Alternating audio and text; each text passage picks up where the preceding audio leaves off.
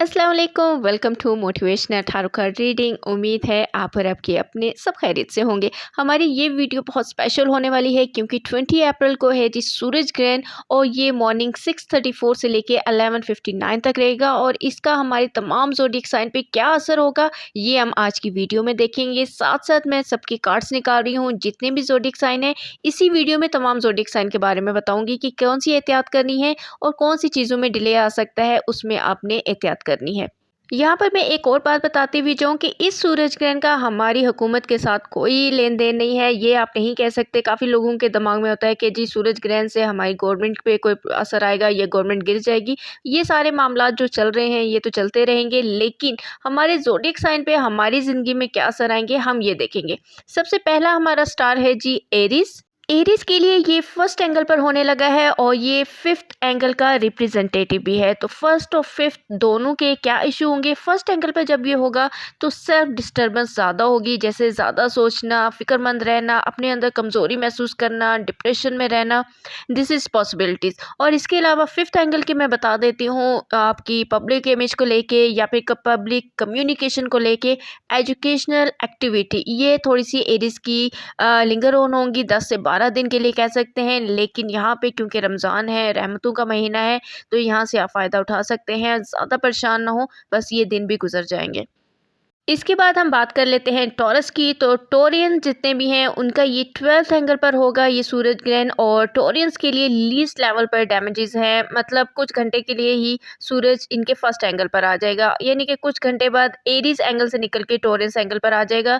तो ज़्यादा परेशान होने की ज़रूरत नहीं है, लेकिन जो आपका डिप्रेशन है या फिर आप ज़्यादा आजकल सोच रहे हैं या फिर आपको एंजाइटी का प्रॉब्लम है, तो इससे निकलने के लिए आप सूरज शम्स लाजमी पढ़े दिन में 5 बार। हमारा नेक्स्ट ज़ोडिएक साइन है जी जमनाई, और जमनाई के लिए ये 11th एंगल पर होगा। सो अगर कुछ एक्सपेक्टेशन थी आपकी, को प्रॉफिट होने वाला था, 20 अप्रैल को मिलने वाला था, तो शायद वो 20 अप्रैल को ना मिले, 1-2 दिन आगे पीछे हो सकते हैं। और ये इनके थर्ड एंगल का रिप्रेजेंटेटिव भी है। फैमिली वेलफेयर को लेके अगर कोई प्लान्स हैं आपके, तो उसको अक्लमंदी से कीजिए। और ऐसा भी मुमकिन है कि अगर फैमिली के साथ आपकी कोई कमिटमेंट थी तो वो डिस्ट्रैक्ट हो सकती है, तो उसमें थोड़ा सा एहतियात कीजिए। बाकी इसके अलावा आपके साथ कोई ऐसा प्रॉब्लम नहीं होगा, सिर्फ फैमिली वेलफेयर को लेके ही कुछ ना कुछ प्रॉब्लम्स होंगी, या फिर आपको उकताहट का कोई प्रॉब्लम हो सकता है, या फिर आपको दूसरों के मूड देख के आपको गुस्सा आ सकता है। तो बस आपके साथ यही है। इसके बाद हम बात कर लेते हैं जी कैंसर की। तो कैंसेरियंस के लिए ये 10th एंगल पर होगा, और ग्रहण जब 10th एंगल पर होता है तो ये करियर साइड पे ही डिफ़िकल्टीज पैदा करता है, या फिर सोर्स ऑफ इनकम कह सकते हैं, मटेरियल रिजर्व्स कह सकते हैं, इसकी इशू आ सकते हैं या ट्रबल आ सकते हैं। और क्योंकि ये आपके सेकंड एंगल का रिप्रेजेंटेटिव भी है, तो जॉब को लेके थोड़े से खतरात हैं, तो थोड़ा सा एहतियात कीजिए, थोड़ा सा अपने गुस्से पे काबू कीजिए, या फिर ऐसी किसी चीज़ पे आप पंगा ही ना लें जहाँ पे आपको प्रॉब्लम्स हो। थोड़ा सा आराम के साथ, सुकून के साथ इस टाइम को गुजार लीजिए। इसके बाद हम बात करते हैं जी लियो की। तो लियो का क्योंकि ये रूलिंग प्लैनेट है, तो लियो के लिए मैं ये कहूँगी कि ये इनके 9th एंगल का रिप्रेजेंटेटिव भी है। तो यहाँ पे डिस्टर्बेंस प्रोड्यूस ये करेगा। लियो वाले एहतियात यहाँ पे ये करेंगे कि वो एंगर, डिप्रेशन, इरिटेशन, जल्दबाजी, हार्श टॉक से बचेंगे, तो तब जाके उनका ये टाइम यहाँ से गुजरेगा, वरना फिर काफ़ी सारी डिस्टर्बेंस या काफ़ी सारी प्रॉब्लम्स आ सकती हैं।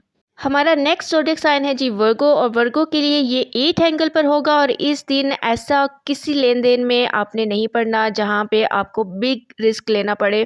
वर्गो, अगर आप जनरल रिस्क ले रहे हैं, जैसे कि नॉर्मल आप बिजनेसमैन हैं और आप नॉर्मल ट्रांजैक्शंस करें, वो तो आप बिल्कुल करें, लेकिन कोई नई डील करके उसमें किसी किस्म का रिस्क लेने की ज़रूरत नहीं है। किसी ऐसी कॉम्प्लिकेशन में जाने की ज़रूरत नहीं है जहाँ पे आपके झगड़े हो सके या फिर मुकाबले की कैफियत हो। और कोई भी डॉक्यूमेंटेशन जो न्यू है, नए काम की है, वो थोड़ा 1 दिन के लिए डिले कर दीजिए। इसके बाद हम बात करते हैं जी लिब्रा की। तो लिब्रा के लिए ये 7th एंगल पर होगा, और उनका ये अपने रिलेशनशिप को लेके या फिर मूड को लेके बहुत अपना ध्यान रखना है कि आपकी जितनी भी चीज़ें होंगी यहाँ पे आपका मूड स्विंग करेंगे और आपकी प्रॉब्लम्स क्रिएट हो सकती हैं।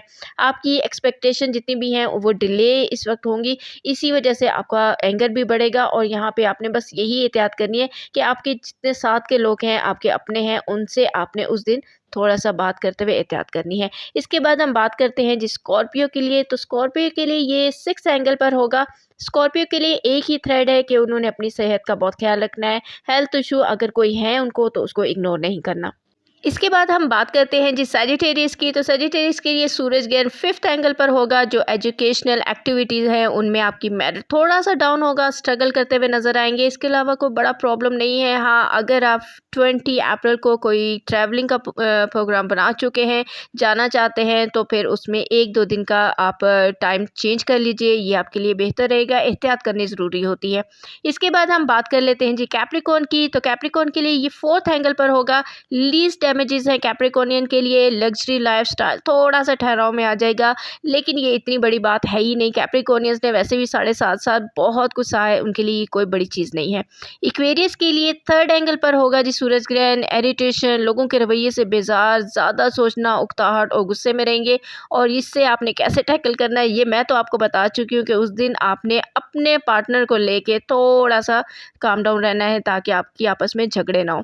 इसके बाद हम बात करते हैं जी पाइसेस, तो पाइसेस के लिए ये 2nd एंगल पर होगा, और जब ये 2nd एंगल पर होता है तो मटेरियल एंगल पर होता है। यहाँ पे आपने रुपए पैसे की लेन देन में बहुत एहतियात करनी है, वर्क प्लेस में एहतियात करनी है, डॉक्यूमेंटेशन को साइन कर रहे हैं उसमें एहतियात कीजिए। और अगर आप ओवर थिंकर पहले से ही हैं, बहुत ज़्यादा ओवर थिंकिंग है आपकी, तो उसमें आपने एहतियात करनी है। सोच समझ के अपने काम कीजिए और आप इस टाइम से निकल जाएंगे। 20 अप्रैल को लगने वाला सूरज ग्रहण 12 ज़ोडिएक साइन पे क्या असर करेगा ये तो मैंने बता दिया, और इस जितने भी ये प्रॉब्लम्स मैंने आपको बताए ये उनके लिए कुछ भी नहीं होंगे जो स्ट्रॉन्ग होंगे, और जो थोड़े से वीक हैं उनके लिए मैं रेमेडी बता देती हूँ कि सूर्य शम्स दिन में 5 बार लाजमी पढ़ें। इससे आपकी जितनी भी नेगेटिविटी होगी वो कम होगी, पॉजिटिव होंगे, आपके काम होना शुरू हो जाएंगे, और जो आपके मूड स्विंग्स होंगे वो नहीं होंगे, और आपके लड़ाई झगड़े कम से कम होंगे।